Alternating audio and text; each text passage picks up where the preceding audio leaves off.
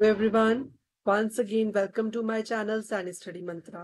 आज के इस वीडियो में हम अपना नेक्स्ट टॉपिक स्टार्ट करने वाले हैं जिसका नाम है system approach for problem solving. मतलब प्रॉब्लम को सॉल्व करने के लिए हम सिस्टम अप्रोच को कैसे स्टेप बाय स्टेप इम्प्लीमेंट करते हैं। ठीक है, वो हम इस वीडियो में समझने वाले हैं। The system approach involves the several steps, बहुत सारे स्टेप्स इन्वॉल्व होते हैं जिससे कि हम किसी भी प्रॉब्लम को एज अ होल स्टडी करके सारे कंपोनेंट्स की वर्किंग को अच्छे से समझ के जो है प्रॉब्लम को सॉल्व कर सकते हैं। सबसे पहला स्टेप है प्रॉब्लम आइडेंटिफिकेशन। सबसे पहला स्टेप होता है सिस्टम अप्रोच को फॉलो करते हुए कि हम प्रॉब्लम को आइडेंटिफाई करते हैं कि प्रॉब्लम हमारे सिस्टम में क्या आ रही है। The first step is to clearly understand the problem. ठीक है, प्रॉब्लम क्या है इस चीज को क्लियरली अंडरस्टैंड करने के लिए हम पहले स्टेप को फॉलो करते हैं। This means finding out the exactly what issue is and what needs to be fixed. ठीक है, इस फेज में ये समझा जाता है कि मेनली एग्जैक्ट इशू क्या है एंड इसको कैसे सॉल्व किया जाएगा in a system approach. You gather all the important information about situation to get a good picture of a problem। और इसमें हम स्टडी करते हैं उस सारी इंपॉर्टेंट इंफॉर्मेशन को जिससे कि हमें एक सिस्टम की पूरी वर्किंग या उसमें क्या प्रॉब्लम है उसके बारे में हम एक बड़ी पिक्चर को फ्रेम करते हैं और उसमें प्रॉब्लम को सॉल्व करने की कोशिश करते हैं। नेक्स्ट है सिस्टम डेफिनेशन।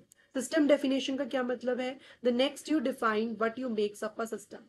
कि नेक्स्ट फेज में क्या होता है, आप डिफाइन करते हैं कि सिस्टम किस किस चीजों से बना है, जिसको हम सिस्टम डेफिनेशन कह देते हैं। This means identifying all the parts और elements that involve in a problem.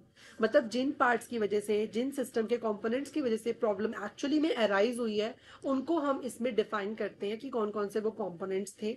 Such as लोगों की गलती की वजह से सिस्टम का फेलियर हुआ है, किसी इक्विपमेंट्स की वजह से, या कोई प्रोसेसेस या कोई रिसोर्स हो गया, इन सब चीजों की वजह से कोई प्रॉब्लम आई है। You also set clear boundaries to know what is inside the system and what is outside the system. क्या सिस्टम की परफॉर्मेंस को उसके इनसाइड फैक्टर्स ने इफेक्ट किया है या कंप्यूटर के बाहर वाले इन्वायरमेंटल फैक्टर ने उसे इफेक्ट किया है, वो हम इसमें डिफाइन करते हैं। Third phase is analysis. Analysis का मतलब क्या है? Once you know the parts of computer, parts of system, you study how they are work together. जैसे कि आपने पहले फेज में समझ लिया कि कैसे एक दूसरे के साथ सिस्टम के कंपोनेंट्स जो है वो काम कर रहे हैं और कौन कौन से कंपोनेंट्स जो है उस प्रॉब्लम में इन्वॉल्व थे। ठीक है, वो हमने स्टडी कर लिया है। This phase help us to understand the relationship between different elements.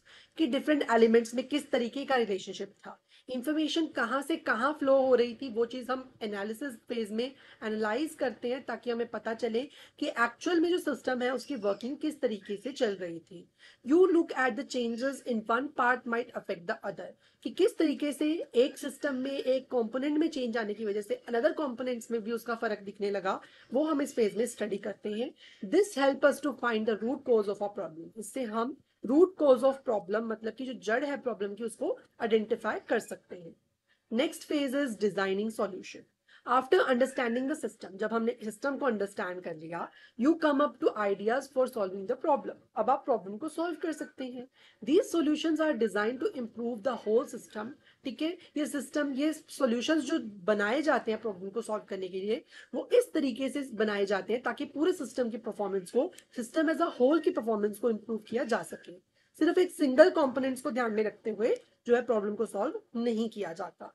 You think about the different options and choose the best one out of the help, with the help of the system work better। मतलब आप बहुत सारे alternatives को design करते हैं एक problem को solve करने के लिए, जिसमें से आप बेस्ट पॉसिबल मेथड को सॉल्व करते हैं जिससे कि आप अपने सेंट्रल ऑब्जेक्टिव या पूरे सिस्टम को एज अ होल इंप्रूव कर पाएंगे बेटर। तो उस सिस्टम, उसको वे को अपना लिया जाता है, उस ऑल्टरनेटिव को चुन लिया जाता है। नेक्स्ट फेज है implementation. In this phase you put the solution into action. कि जो भी आपने सॉल्यूशन बनाया है उसको एक्शन में कन्वर्ट करने के लिए जो है इम्प्लीमेंटेशन फेज में जो है उसको इम्प्लीमेंट किया जाता है। ठीक है, डिजाइनिंग फेज में हमने डिजाइन किया, मतलब एक प्लान तैयार किया कि किस तरीके से हम प्रॉब्लम को सॉल्व करेंगे, एक ऑप्शन को सेलेक्ट किया। और इम्प्लीमेंटेशन फेज में हमने जो प्लान बनाया है उसको हम प्रैक्टिकली इंप्लीमेंट करेंगे in the form of solutions, in the form of codes. This might involve making changes processes and training people और इंस्टॉलिंग न्यू इक्विपमेंट, जिसमें बहुत सारे प्रोसेसेस आ सकते हैं, बहुत सारे चेंजेस आ सकते हैं, जैसे कि नए नए प्रोसेसेस को चालू करना, ठीक है, ट्रेनिंग करना पीपल्स की जो भी ऑर्गेनाइजेशन में काम कर रहे हैं ताकि एफिशिएंसी बढ़ सके, नए इक्विपमेंट्स को, मॉडर्न इक्विपमेंट्स को इंस्टॉल करना किसी कंपनी में। The goal is to make a system better by using solutions you have chosen, कि जो भी सॉल्यूशन चूज किए गए हैं उससे एक गोल को, सेंट्रल गोल को अचीव किया जा सके। तो इस तरीके की अप्रोच जो है वो रखी जाती है while solving a problem. Next है evaluation and feedback. After the solution is implement, जैसे ही सोल्यूशन को हम इम्प्लीमेंट कर देते हैं, you check to see it's working as expected, कि जैसे आपने एक्सपेक्ट किया था जब आपने सिस्टम को इम्प्लीमेंट कर दिया, ठीक है, जब आपने जो प्रॉब्लम को सॉल्व करने का जो आपने सोल्यूशन बनाया था, डिजाइन बनाया था, जब उसको आपने इम्प्लीमेंट कर दिया तो उसके बाद क्या आपका सिस्टम एज एक्सपेक्टेड काम कर रहा है या नहीं, ये सब चेक करने के लिए हम सिस्टम का इवेल्युएशन करते हैं। You monitor how the system is performing, आप मॉनिटर करते हैं कि कैसे सिस्टम काम कर रहा है, and collect feedback to see the changes you have made a things better.